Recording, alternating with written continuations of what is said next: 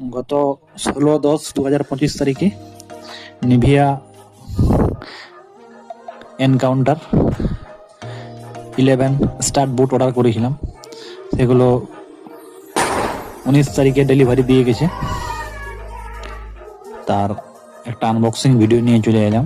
এই যে কভার এইভাবে এসেছিল, এটা খুললাম।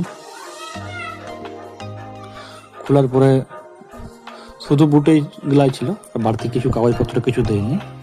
আর এই দেখুন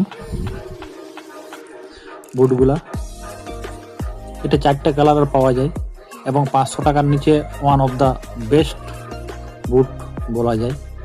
আর এই দেখুন